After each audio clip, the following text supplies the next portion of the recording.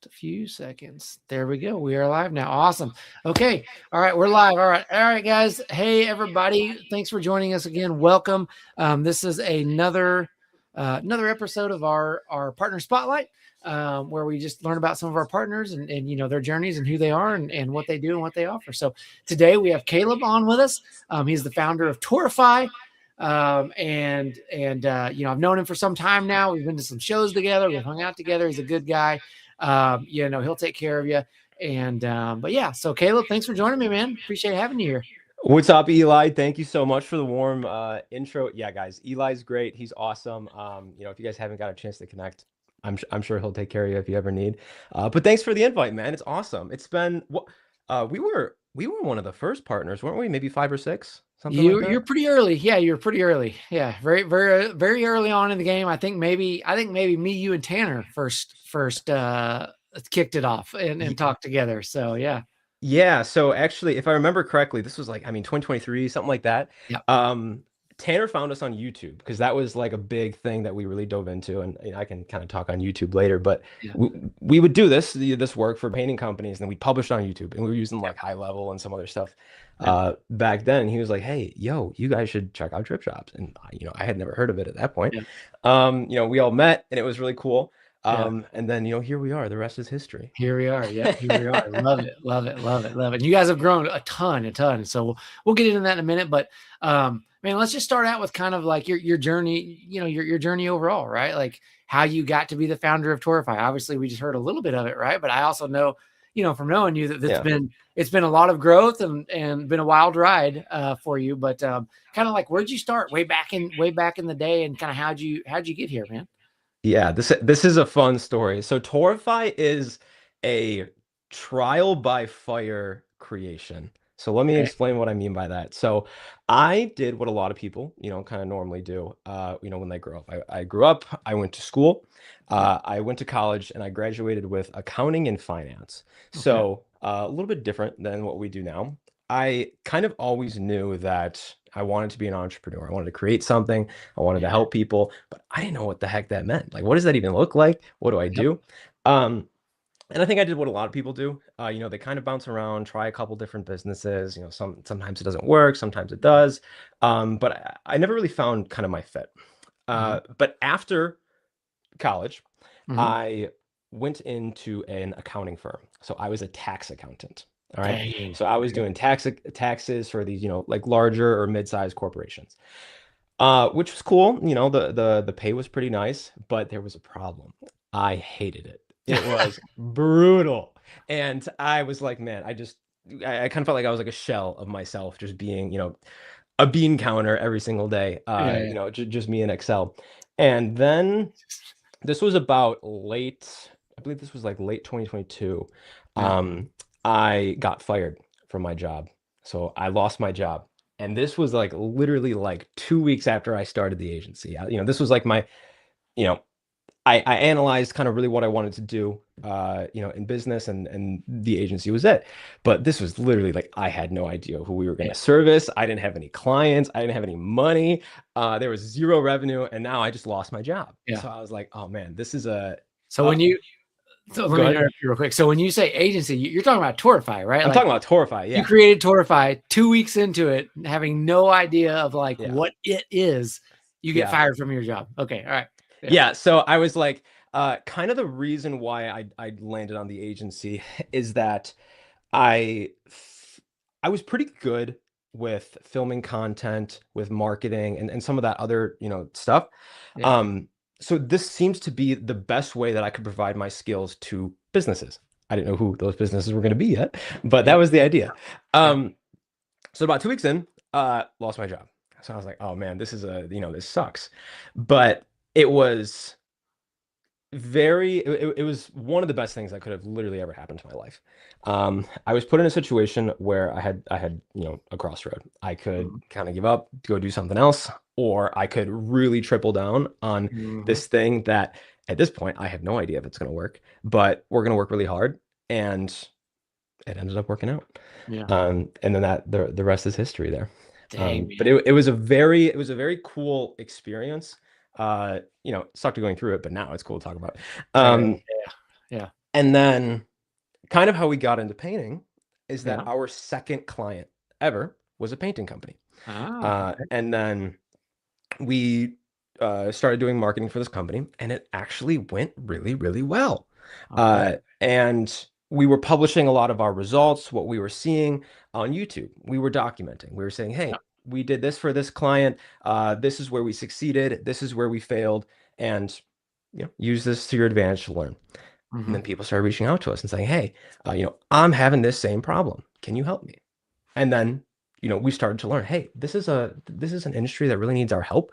And I think we can get really good at this.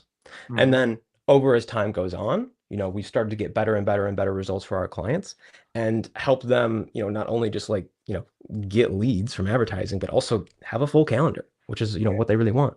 Yeah. Yeah. Dang, man. That's, yeah, dude. Awesome. Yeah. So, couple touch points there. One, on the whole, like having a degree and then just kind of not, not knowing, like, well, do I like it or not? So, Yeah. like, I actually have a degree in criminal justice, right? Really? So, complete opposite of, of where Yeah. I landed up. I thought at the time, I was like, dude, I'm going to be like a state trooper or something like that, Mhm. completely did not go that path at all, right? Obviously, ended up in software and startups and this, that, right? And eventually, here we are, right? Yeah. For sure. But dude, so that moment where like you lost your job, you're 2 weeks into Taurify, like what do you dude, what was that feeling? Was it like, because now it's a blessing in disguise, Yeah. right? But like in that moment, because I'm sure a lot of people have like been in this position, right? They're listening or will listen, of just like, here I am. Like, Yeah. what am I doing? So like, what was it like in that moment? Um, I was freaking out, honestly. Yeah. I was very anxious. I had, I just came out of school. I was working for like, not even a year. Um, so I was worried, who wouldn't be, Yeah. Yeah. but Yeah. I just kept saying to myself, and I kept thinking to myself, like, I have to do this. I Yeah. have to push through. Like, this isn't just going to go away. Even if I do go find another job or Yeah. something, it's not going to fill the hole that is here. And this is the time. Like, it's showtime now. You either make it or you don't. Yeah. And that's what was kind of going through my head. And I think a lot of people are in, I mean, we all get in situations like that where Yeah. maybe a customer freaks out at you, or a job doesn't go as planned, or maybe you lose a job or a client or something, or you get a bad review and you're like, this is what hard feels like. Mhm. But it's what we do in those moments that really kind of defines our future. I know that sounds cheesy, but like it really is true. Yeah, it's true. Yeah, it does sound cheesy, 100%, Yeah, it but is. it is for sure cheesy, but it's also Yeah. true as well. That's why so many people say it, because it is true. Like, you like you said, you hit that decision tree and you're kind of like, well, Yeah. it's either this or that. Like, there's not really a medium, a middle ground there. So, Yeah. so okay, so now fast forward, right? To more recent times, you've got Torify up and going, right? It started out with just like just like you and somebody else, like, but you guys have grown like crazy here lately. Like what's Mhm. that been like, right? Like when, how did it start? And then kind of how has that just sort of exponential growth going? Because on the Yeah. flip side of that coin is when somebody's in that same position of like, what do I do? I'm freaking out. Then the Yeah. growth starts happening. They kind of have that same feeling again, right? They kind of like, oh man, we're growing like crazy. I can't handle all this. What do I do? Yeah. So, what I've come to learn is that there's different stages in your business growth, and what gets you through stage one probably won't get you through stage two, and that Mhm. probably won't get you through stage three. Mhm. I think a lot of us, when we start out, we basically just hustle our way to the first couple $100,000. Like, you're Yeah. bootstrapping, you're using everything you can, you're doing all the work, you're making all the calls, doing completing everything yourself. But you can't just like that only goes so far, and Mhm. that's so reliant on you. You have to spend the necessary time in like building your systems, building your automations, hiring on the correct team members so that you can scale effectively. Mhm. And that comes with like a whole multitude of issues and just kind of problems that you have to deal with. But like, yeah, I mean, we grew from 2024 to 2025. I just Mhm. got some of our numbers back from our CPA, and we grew about 83%. in revenue since then, um, which is awesome. But if we want to continue that growth and like a really good, solid amount there, Yeah. then we have to have like more systems, more team members and things like that. There's 6 of us right now on the Hmm. team here internally. Hmm. So we got a pretty good crew. We all have kind of our place, and we all work really hard for a lot of our clients. Hmm. But that is something that we are hiring on, adding more people there. Like actually, tomorrow I have 5 interviews tomorrow that I'm Nice. doing for a couple of local positions here. Yeah. So it's putting the systems in place, putting the team in place, and kind of learning how to. You can't just be the executor all the time. You can't just be Hmm. the one doing the work all the time. You Yeah. gotta you got to be the person that is the leader and it inspires your team and hires on good people. Like, how do you find them? Just stuff like that we are, we've done a lot of to kind of push ourselves to this point, and we need to do even more of to get to the next level. Yeah. Yeah. So Yeah. that's kind of like a snapshot of like what goes through my head all the time. Yeah, yeah, With this. yeah. Love it, love it. Yeah. Well, and I like too that that was a good point, right? Like I love that you kind of broke it down of like, hey, what works at this level, or like level 1, or level 0 to 200,000. What works at that level is not going to work at 200 to 400K, or whatever it might be, right? Like Yeah. whatever the different levels are, and you really got to think through that and just think through like, okay, how can I do this? What system can I put in place? Yeah. That kind of thing. You just mentioned kind of like hiring the right people and stuff like that. For somebody who is, in any business, right? Like, whether concrete, painting, whatever it is. Obviously, you talk to a lot of painters and stuff like that. You have your own business yourself. What's that first hire, right? Like, what's that? Ooh. What's that first hire? That you would kind of maybe recommend to somebody. I mean, obviously, I don't have a painting business. Okay. So Mhm. obviously I think my first hire is going to be slightly different, but the actual Mhm. position itself is is kind of the same. And that would be, I guess I can call it like a workhorse. So somebody Yeah. to assist you in doing the actual work itself. Yeah. So, for us, that's people on our media team that help Yeah. to that are literally in the weeds 24/7, 365, making sure that our clients get good results. As the owner, you can't always be the one to do that, so you have to dedicate the right people to do that.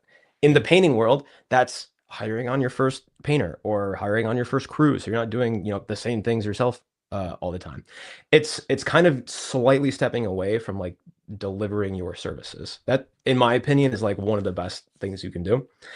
And another one, which I think like 90% of people, I think, hire this position way too late, and it's an admin. I Ah, that is like, there was a guy I was talking with the other day who does about $900,000 a year, okay. all residential, Okay. and he's still taking all the calls. I'm like, dude, Dang. what are you doing, man? Yeah. Like, and he was like, oh, I don't want to spend the money, this, that, and the other thing. And I'm like, man, you are, and we went over some of his stuff, and like, he's literally missing calls. Yeah. He's, I mean, he's still running a good business, but Sure. like, it is solely dependent on him answering the phone, him always being available, and it's just not realistic. Yeah. And if you are doing that, it probably, it kind of sucks to go through that because you can't take a day off, you can't be sick. Putting those team members in place helps you to, one, like, breathe easier, and also just have a better experience running your business, and you can scale more that way too. Yeah, yeah, yeah, 100%. Yeah, I mean, yeah, you're almost at a $1 million revenue business, and it Yeah. solely depends on you answering the phone. Like if you don't answer the phone, you're done. Like Yeah, there's no jobs exactly. coming in, money stops flowing. Yeah. That makes that's a huge one for sure, man, for sure. So, um, let's switch gears and let's talk about Taurify a little bit, right? Yeah. Um, People listening, watching that maybe listen later, they probably don't know, they might not know what Taurify is. So Yeah, of course. give us a little rundown of Taurify, kind of overall what you do, what you offer, because you guys do it a little bit different, Yeah, we do. than most agencies, right? And I say that in air quotes, because that term gets thrown around so much, and it's much more complex than that, right? But you guys do it a little bit differently on top of that. So give us a rundown on that. Yeah, of course. So I know what you guys are probably thinking. You're like, oh man, another agency? Wow, that's crazy. But no, for real. Let me dive into what we do. We're a marketing agency. At Taurify, we help painting businesses not only to get more leads, but also to get more booked appointments in their calendar. Now, a lot of companies out there, what they'll do is they'll take care of the lead generation for you to make sure that the phone rings, to make sure that your Facebook ads are, getting filled out and you guys are getting leads. But unfortunately, that is only like a third of what needs to happen. In order to have a good marketing system, in order to have a good, incoming source of leads, there's basically three things that need to happen. Number one, those people need to find out about you and know who you are. They need to see you on Facebook. They need to see you on Google. They need to, ideally see you like in the actual ad. So if you're John the painter, they see John, and then, later on, hopefully they meet John. So that needs to happen. That's kind of the first step to kind of scaling and getting in more business. They got to find out about you somehow. Okay. And we do that with Facebook and Google. That's the two big gorillas here for getting in those leads. Yep. The second thing that needs to happen, and unfortunately, this is where a lot of businesses kind of fall short, kind of like that guy I was just talking about earlier. Mm-hmm. There needs to be a really good system for booking those leads into estimates. Mm-hmm. If you don't answer the phone right away, or you don't call those leads soon enough, they're probably just going to go on to the next guy. Like this day and age, people's attention is like a goldfish. Okay. They don't remember what they did 15 minutes ago, let alone, the ad that they filled out while they were in bed or laying down or something like that. Mm-hmm. So there needs to be a really good system to kind of manage those leads. And, we noticed that, there was clients that we work with in the past where it's like, we know we're getting some good leads here, but something's breaking in the middle. So that's when we started a team of appointment setters. So not only, once those leads come in, we get them, but we also have that team that calls them within 5 minutes, qualifies them to make sure that they're a good fit, and then books them right into the calendar.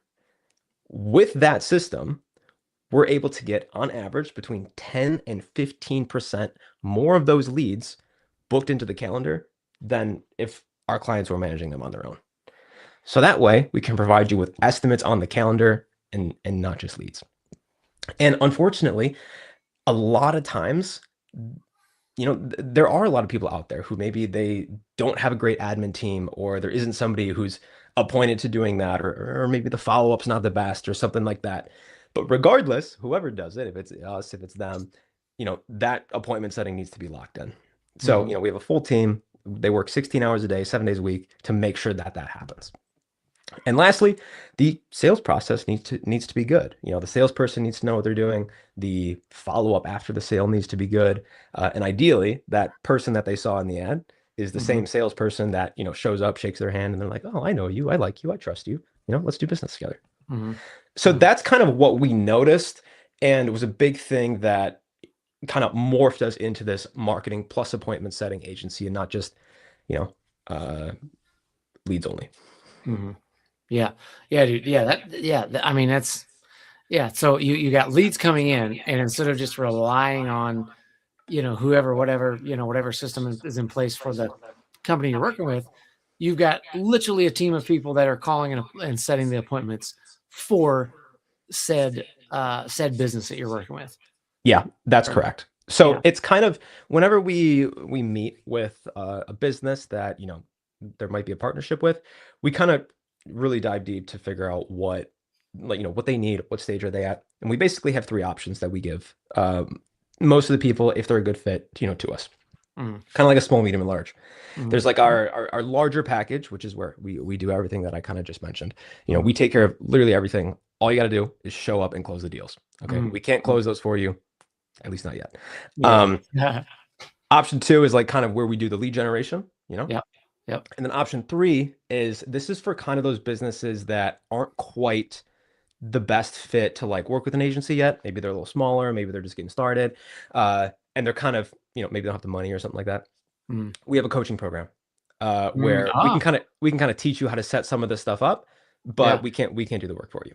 So that helps to, for some of the guys who need a little bit more of an economical approach, that's an option for them as well. Nice. So we really try to find the best fit for what the business needs, and what it's going to take to get them to what they want.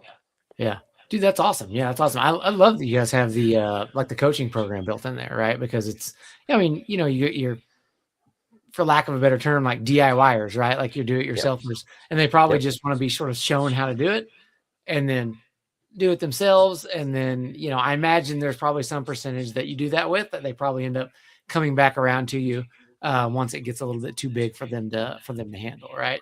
Yep. I mean, because there's some level where they just can't do all those things, and then and then you can kind of take over from when they grow it to a point. So yeah, very cool, man, very cool. So on that front, when you're working with somebody and they've got their own like system in place, I'm guessing you just like plug and play into any kind of whatever system they might have, whether it's DripJobs or some other CRM or something, right? You guys just kind of can plug and play right into whatever they're using to make it more convenient, less friction. Yeah, so this is kind of a balance here. We Okay. try to make it as convenient as possible, but there are a lot of CRMs out there that, I'll be honest, like, we don't like to work with because I just don't think it provides the best experience to our clients.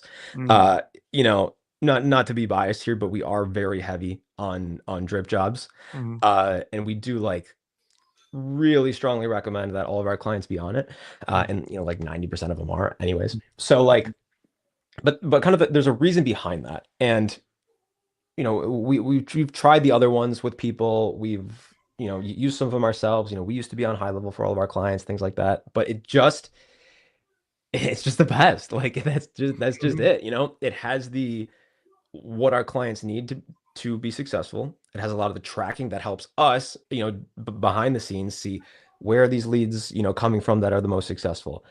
How can we adjust accordingly? Where are the jobs actually coming from? Which leads are those tied back to? All that it helps from both an agency side as well as the painting company. So that's very helpful too. But yeah, like if I had my dream, every single client would be on DripJobs. I mean, I know it's not like always going to be the case, but yeah, like of course, we can help with everyone, but I definitely prefer their own DripJobs. Yeah, for sure. No, it's all good. It's all good. Okay, so you guys primarily on the marketing side, you guys primarily focus on on Meta and Google, correct? When you're kind of doing ads. That's correct. Yeah. So we are primarily on Meta, and then we also manage Google local service for our clients. It's a pretty easy win for a lot of them.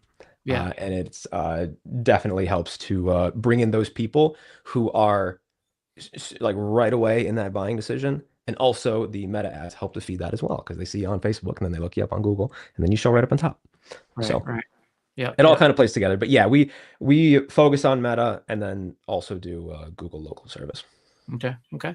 So now for let's give some nuggets out, right? Yeah. So for somebody who's, I mean, made like they're doing it themselves, right? They're trying to figure this out. They're trying to figure this whole marketing game out, and they want to try it out on their own first. Like I'm the same way, right? Like I most of the time want to try things first out on my own and learn about it, educate myself on it, experiment with it, and then kind of understand like what direction to go from there, right?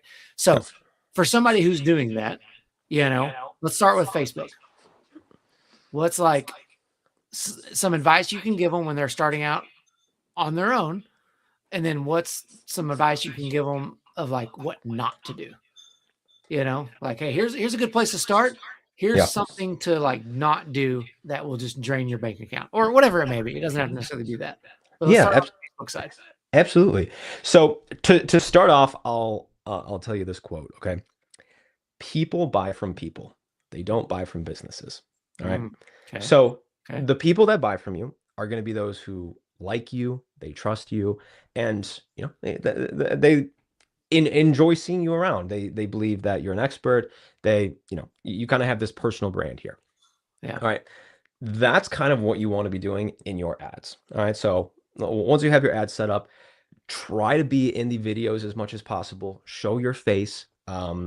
Talk about the experience that it is to work with you. And the biggest lever that you can pull is making sure that you have good creatives. So the actual ad itself, the targeting, the copy, a lot of that stuff is kind of secondary to the actual video or picture that you're using. So if you can have good videos, you can pretty much mess up most other things and you'll be good. Okay. So what does a good video look like? You can probably find some examples on like YouTube, or you can even go into the meta ads library and spy on your competitors or something and see what is the big guy in your town doing? You know, what is he running for ads? And what do people like? So there are different ways that you can kind of see what the market's liking, but the leads that you get are going to be reflective of the type of ads that you put out and also the quality. So if you have an ad of you in a nice neighborhood doing, you know, a larger project for someone, and you put that up on Facebook, you're going to get more leads that are in nice neighborhoods of larger projects. You know, you kind of get out what you put in. So, you know, on the flip side, if you have ads that are promoting, you know, lower priced projects or projects that are not in the best areas, you're not going to get, you know, the quality of leads that you're looking for. So you get out what you put in. Talk about the things that your ideal customer wants. They probably want value. They probably want quality service. They probably want a good, easy experience. You know, talk about those things. And that will, you know, therefore show your ads to those type of people. And, you know, Facebook's gotten so advanced at this point that they basically will scan your ads. The algorithms kind of scans your ads and shows it to the ideal person. So it's not about like the actual targeting itself, like, you know, on Meta where you can look up, you know, show this. It's in the actual ads itself. So like 90% of it is just getting the ad right. If you can do that, you can mess up everything else. And, you know, test different types of ads. I probably do like between 5 and 10 different ads, throw them all up, and the algorithm will choose which ones are performing best. And then that's where I would start. You know, if I were doing this kind of from the ground up in like a market, this is, you know, very first time, you can even look up like YouTube videos. We have a bunch out there where we literally show you like exactly what to do. Click here, do this, do this. So, you know, we try to make it really easy for some of the DIYers. But make really good ads. Talk about the things that your ideal customer wants. Test them about 5 to 10 in your local area, and then adjust accordingly. Yeah. Solid. So I love the line. What was it? You get out what you put in, right? Yeah, absolutely. I love that quote. Yeah, you're right. I mean, dude, Meta's getting so advanced. It's just like, it's gonna scan, it's gonna recommend, it's gonna direct, it's gonna, you know, it's gonna do all that for you. So that's a really good point. But I like that. You get out what you put in. That's a really good quote that pretty much anybody can use, right? So okay, so that was on the Meta side. That's good stuff on the Meta side. I appreciate that. Amazing nuggets there. So anybody watching, write those down and use them in your own business. But then on the Google side, right? You know, how much of a different beast is Google, and what does it look like over there, right? Because you're right. Those are the two kind of the big gorillas, the two big ones that everybody goes to. Yes, they play off each other, right? To some sense. But, you know, on the Google side, how do you tackle that? Like, what do you do there? Yeah. So over the past couple of years, you know, everybody on Google used to run pay-per-click ads. Okay. And just to kind of summarize, if maybe this is your first time hearing about Google ads or something like that, there's pay-per-click, and then there's Google Local Service, which is sometimes known as the Google Guarantee, but Google Local Service ads. These are two different types of Google ads. Okay. Pay-per-click used to be the kind of the main primary one. But Google is kind of basically completely shifting over to Google Local Service. 9 times out of 10, I'd recommend just sticking with Google Local Service. It is a lot less expensive. It's a lot more efficient with your budget, like a lot. And I probably wouldn't tackle PPC until you're like 2 million plus, to be honest. It's more so for those businesses that are like really just like, I need to spend more. And also too, on PPC, you're competing with like Angie's List, Thumbtack, stuff like that. So it kind of it doesn't make a whole lot of sense for a lot of people. So I'd kind of steer you away from that. So first off, if you're not on local service, get on local service. It's like a very low barrier to entry. You have to have insurance and a couple other things like that, depending on your area. But like literally everyone should be on it. So that's step one. It kind of acts as almost like it has its own sort of SEO to it as well. Okay. So what I mean by that is you need to have a good profile. You need to have it all filled out. You need Mhm. to have, good reviews consistently coming in. Mhm. And it kind of, it will promote you that way Mhm. on Google local service. And if you want to see an example of what that looks like, you can just go into, painting company near me. You can just look it up on your phone right now. Mhm. And you'll probably see, a little box that says sponsored with a couple people with reviews there. Mhm. That's what that is. Mhm. It's super easy. There's like an option to call, an option to send a message or fill out a form. Mhm. And then, pretty easy to set up. And then once those calls come in, kind of the reason why a lot of people love it so much is that you only pay per qualified lead. So if you get a call and they're like, hey, I'm looking for a job, you don't pay for that lead. If Mhm. they're calling and asking for roofing and you don't provide that service, then you don't pay for that lead. Mhm. Mhm. So it's pretty low barrier to entry for, a lot of people out there. But if you can, just fill everything out to the max, make sure you're always getting reviews, and also like, and this one's super, super important. This goes on that admin side. Yeah. Make sure you're answering the phone. Mhm. Like, if you don't answer the phone quick, or at all, Yeah. Google's going to stop giving you leads. They'll throw you Uh, in Google jail. I don't want anyone to be in Google jail. yes. So answer your phone. They'll reward that type of behavior. Um, and that's pretty much it, man. Yeah. When it comes to Google, I think that, I mean, most people, like anybody can do it themselves. It's not, Yeah. you can set it up yourself. Yeah, there are certain tweaks that you can make, but it's not as complex as like Meta. Like you don't need to create the videos or anything like that. Um, but if you can, spend a whole day going through it, and I'm sure you'll have 90% of what you need. Yeah. Yeah. Awesome. Yeah. Well, and it's much more. It's much. I mean, it's much more budget friendly too, right? Because like to your Yeah. point of you don't, you only spend for qualified leads, right? I mean, Yeah. simple as that, right? So no, that's a good point. Yeah. I mean, we've all Googled something and seen the profile virtually nothing's filled out, so Mhm. like, yeah, I mean, that's, you're not going to get anything off of that. Right. So, Yeah. that's a good point. Yeah. Fill it out. I mean, kind of to your point earlier, you get out what you put in, right? It kind of goes the same for that as well, too. Yeah. So, all right. So now as we kind of round the corner and kind of come a little bit more toward the end of our stream here, 2026, right? Mhm. Yeah. We made it through 2025. We all survived, for better or worse. We're in 2026. Um, what changes do you see coming down the pipe for 2026 that people need to be aware of that, yeah, or Yeah. at least that you think are coming, right? Like what should Yeah. people be ready for and looking for? Yeah. That's a great question, Eli. I love that question. Um, okay, so I think we're seeing, and I'm sure you're seeing this too. I'm sure a lot of you watching this are seeing this as well. But overall, the painting industry specifically, compared to like 2, 3 years ago, there's a Mhm. lot more professionalization. Mhm. So there's a lot more, like it's more normal for people to be spending a ton on marketing, people to have really good systems, people to, have a more professionalized business. I think we can look at other industries, and they kind of adapt at certain rates here. Like HVAC is usually pretty quick to like take on new tech.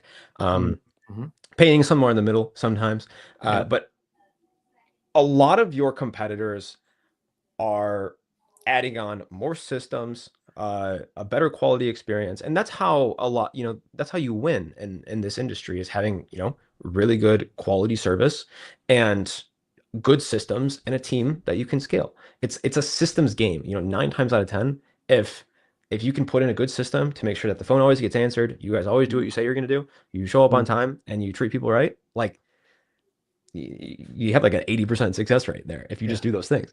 So I'm noticing people more and more create these things to make the system in their business better.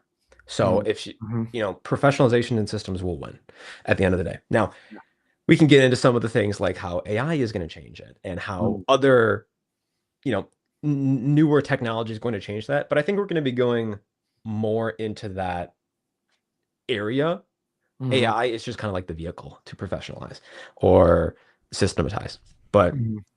overall, that's where I see things going. Mhm. So I guess if there's like one thing that I would want everyone to do Mhm. after this call is just like, what is that one thing that you can do to make your process in your business better, your systems? Like, how can you make it easier to work with you and Mhm. just improve the customer experience? Jeff Bezos Mm, has this kind of thing that he says where every time they have a meeting at Amazon, they leave one chair open, and mm, that's where the customer sits. So mm. if you obsess over the customer experience, that is what has made Amazon so successful, is that it's so freaking easy to buy something, Yeah, and it gets to you in 30 seconds. yeah, That why wouldn't you use them? Why would you go anywhere else? And that's why they dominated. So if yeah, you can provide a similar level of experience, and make it easy to be your customer, then yeah. people are going to want to work with you. Yeah, yeah, yeah. Ah, great. I love that. Make it easy to be your customer. Yeah. My goodness, we should like tagline that on something. That's Make just it a easy great, to be your customer. that's just a Yeah. great quote. I love it. Make it easy to be your customer. Yeah. Awesome, man. Awesome, man. Well, dude, I think ending it on that quote and a little Jeff Bezos action there is a good spot to end. So, yeah, man. So, Caleb, thank you so much for hanging out with me today and having a good chat. Hopefully, everybody watching, they got some good nuggets out of it. But Caleb, I appreciate it, man. And you'll be at PCA. Yeah, we'll see you there in about a week and a half. Yep. We'll be at PCA. I'll be there all week, so come say hi. Let's go. Let's go. Yep. Awesome. All right. All right, man. Appreciate you. And we'll see you in about a week. Thanks Sounds good, everybody for man. watching. Take See it you guys. easy.